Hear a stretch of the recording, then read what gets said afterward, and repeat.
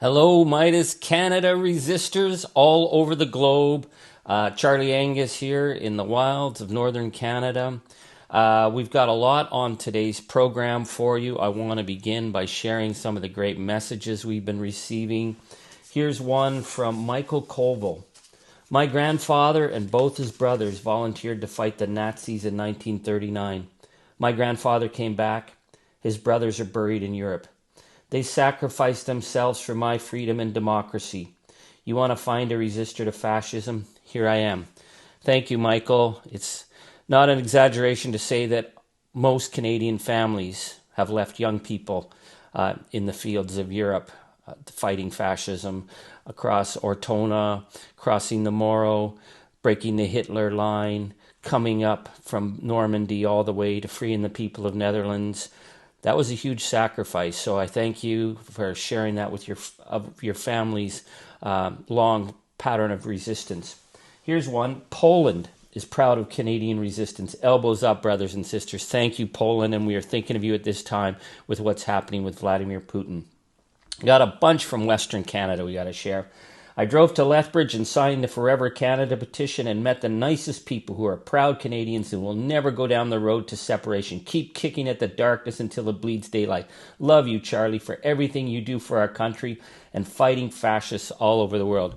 Thank you, Alberta. Oh, another one from Alberta here. This is says, Alberta, Canada here. My grandfather survived Vimy Ridge with the PPCLI. That's the Princess Patricia Canadian Light Infantry. They are still a force to be reckoned with. So proud of him. And he came home to Homestead outside Edmonton. I have his DNA and I resist fascism daily by boycotting everything U.S. that I can and signing the Canadian First petition to fight Daniel Smith and her traitorous agenda. My homesteading roots make me stand tall in resisting everything that is fascist, including my own provincial government. Charlie, you inspire us all. Elbows up. We will win if we stick together like we always do in hard times. We are true, north, strong, and free. I got this from Marion, who responded to our call-out to say, what are you doing for resistance? What are you doing in your community? And we have just a few of the Rustico Prince Edward Island Meidas Canada launch hats left, and we're putting the names in a draw. So Marion from Manitoba said, over the past few months, this is what I've done. Build my resilience by reviewing every one of your Substack postings. This has been educational, researching many of the people that you mentioned. I communicate with others on Substack about holding the line to protect democracy and resist fascism. Acts of resistance. I act by writing letters to the Prime Minister's office, to my MPs, to Immigration Judge Ubak Ulhak re the child deportations in the United States. I joined the Manitoba Energy Climate Justice, who are holding the line on holding one of the nationwide rallies this Saturday on Draw the Line. I joined the Truth and Reconciliation team with the United Church of Canada and Meadowood, who are digging into the Truth and Reconciliation calls for action and take the land acknowledgements so seriously. We are working alongside Indigenous activists to build community that is home for all in this province.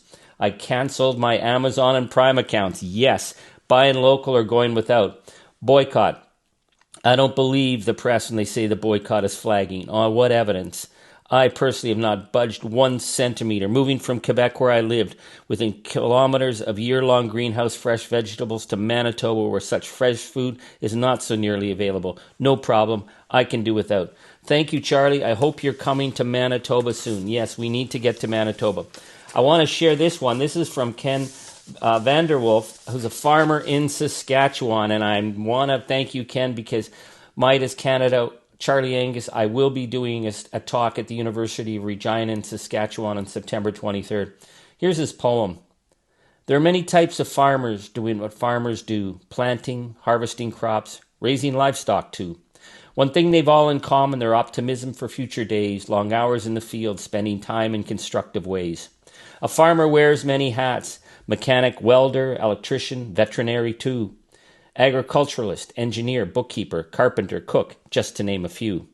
Farmers are dependent on the weather, market value for their crops, interest, loans, repair equipment, input costs, it never stops. A farmer may help cow birth a calf, feed the pigs and chickens too, all before breakfast, still a day's work to do. So why do farmers do it? High risk investment that it takes.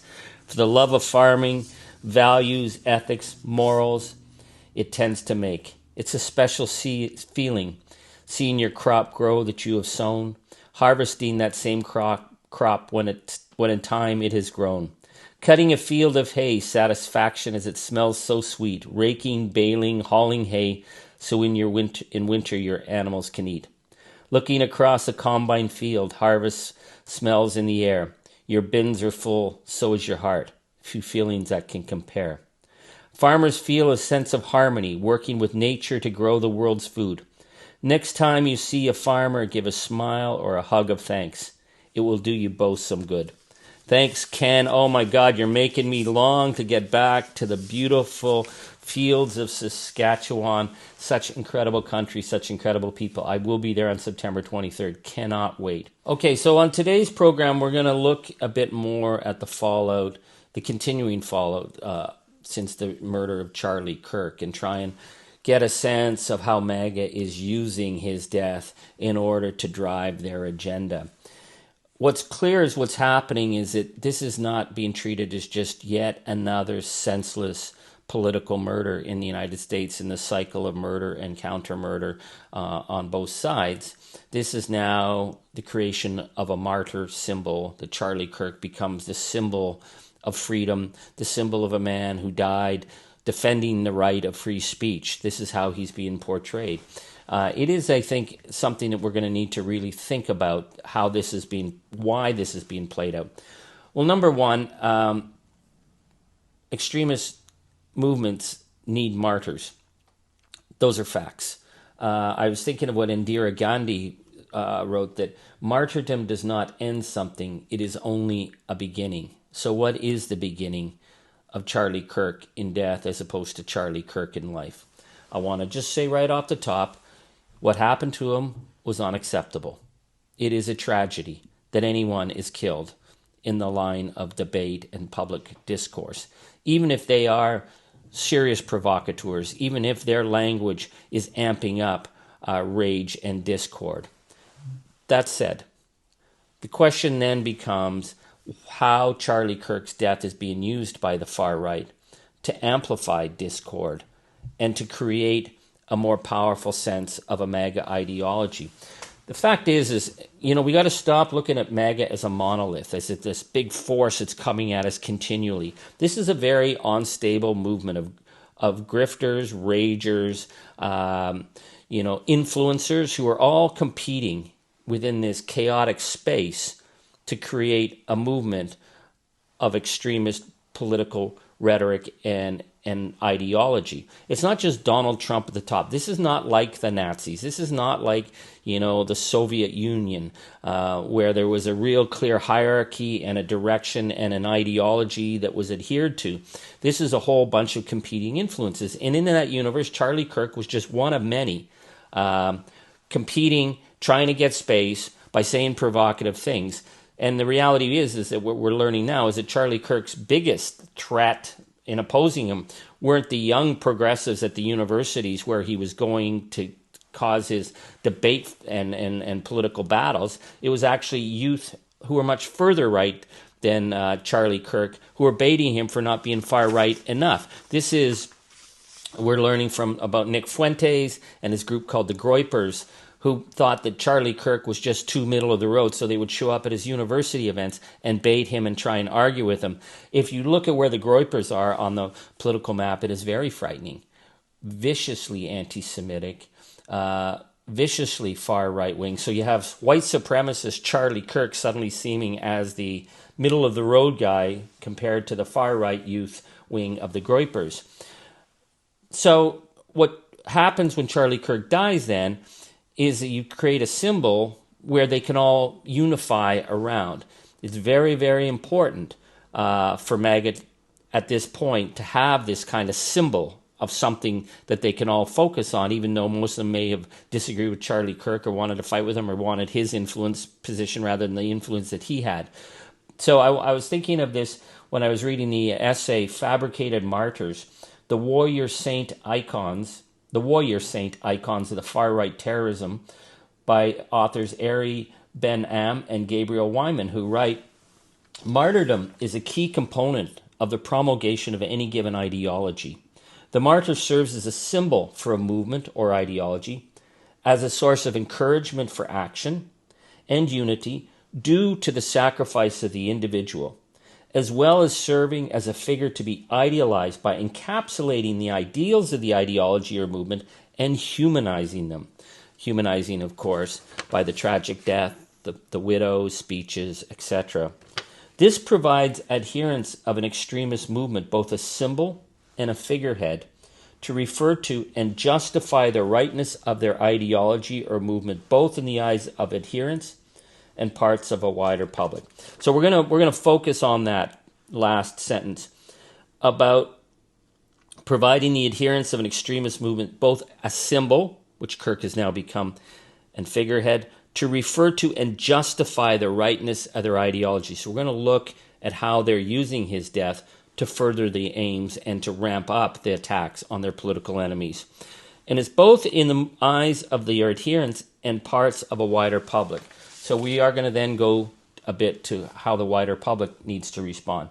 So we see that as soon as Kirk's death happened, there was a multitude of threat and rage from the far right. Elon Musk basically talking about civil war. Steve Bannon talking about taking a blowtorch to the universities. Now, we'll get into it in another episode on Maga's war on higher education, but here was Steve Bannon, who drove the agenda of going into universities and starting these culture wars with young people, now saying they needed to take a blowtorch to the universities. What, they're gone from burning books now to burning the institutions to the ground?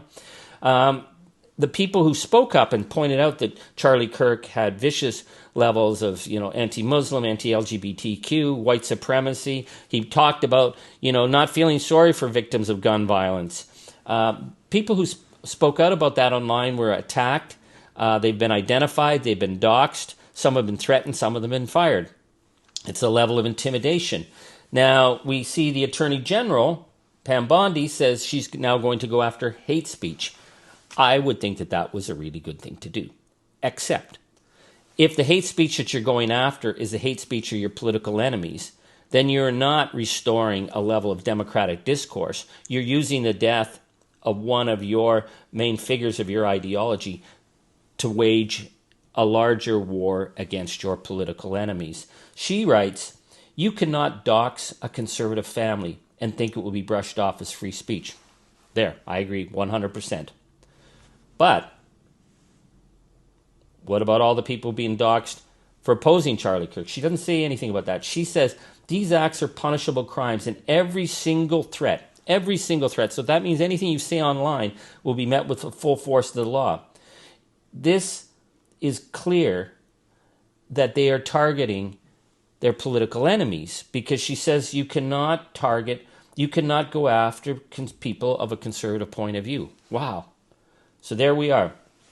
And so where does Donald Trump take this? Well, of course, Trump's got to go much further.